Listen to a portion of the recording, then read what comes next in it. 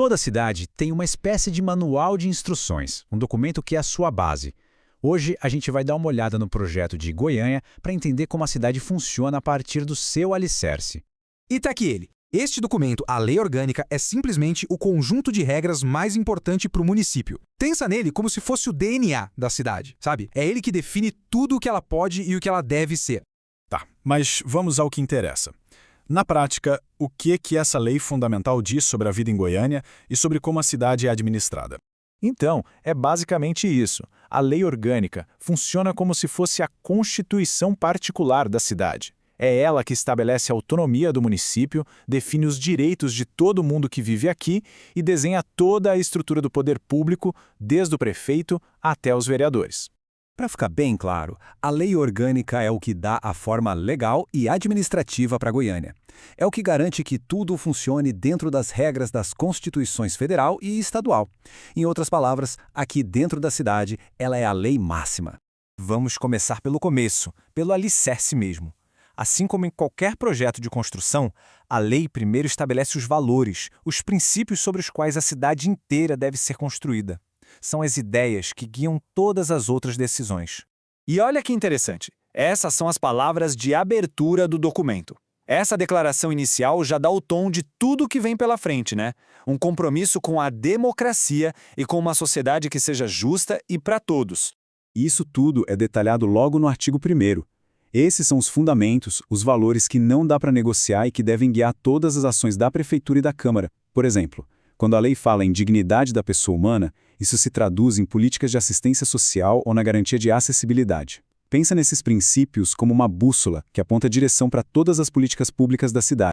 Mas a lei não fala só do governo, não. Ela fala fundamentalmente de quem tem o poder. E segundo a lei orgânica, esse poder todo pertence aos cidadãos. Pois é, o ponto crucial é esse aqui. A lei afirma que o poder não começa lá nos gabinetes, mas sim com as pessoas que vivem na cidade. O governo age em nome delas. Essa é a base do que a gente chama de soberania popular. E a lei oferece ferramentas bem concretas para isso. O artigo 6º detalha como a população pode participar diretamente das decisões. Com o plebiscito, por exemplo, a população decide antes se um grande projeto deve ou não ser feito. Com o referendo, ela pode aprovar ou rejeitar uma lei que já existe.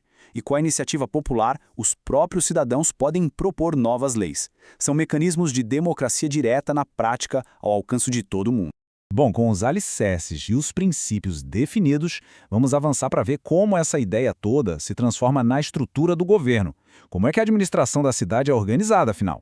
Esse sumário aqui funciona como um mapa da própria lei. Dá uma olhada nos títulos 3 e 4, por exemplo. Eles são cruciais porque detalham a organização do município e a organização dos poderes. É bem aqui que o esqueleto do governo da cidade é desenhado.